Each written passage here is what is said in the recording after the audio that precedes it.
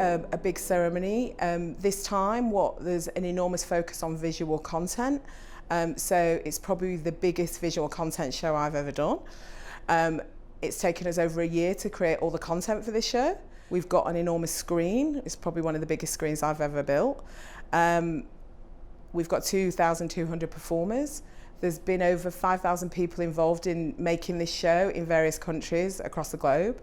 The stage was built in the UK, the screen was built in Canada, costumes were made in Turkey, a lot of the scenic items were made in Malaysia, and also we've worked more on this show than the last show with a number of suppliers and prop makers in Azerbaijan, so that's been great. When I first came here in January 2016, I immersed myself within the city and the culture, just to understand it from my point of view. And so when I was researching the show and creating the show, I spent a lot of time within the country. It blew me away, but just the city itself, I was really intrigued by the city and the country. Here we are obviously celebrating Azerbaijan, but we're also celebrating the Islamic world and what Azerbaijan has to offer culturally and musically, historically. It's also really important when I work other places, other than my home country, that actually I recognise that I'm not representing myself, but I'm representing other people.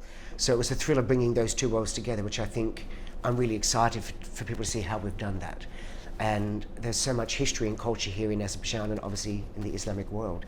So it has been a real thrill to bring the two of them together. Here we've got over 4,000 performer volunteers over the opening and closing. One of the biggest measures of success of what I do is if the place I'm doing it in feels like it represented them. We've been massively assisted in sourcing and looking after them by 62 educational institutes across Baku and outside of Azerbaijan. So, you know, if it wasn't for those universities, those institutions, our relationship with the educational sector here, I don't know how we would have done it. What I love about this is it's the adrenaline and the thrill of you'll work on it for 18 months, but you will do it once. There is nothing more quite thrilling than knowing on Friday the 12th at 10 p.m, that'll be it.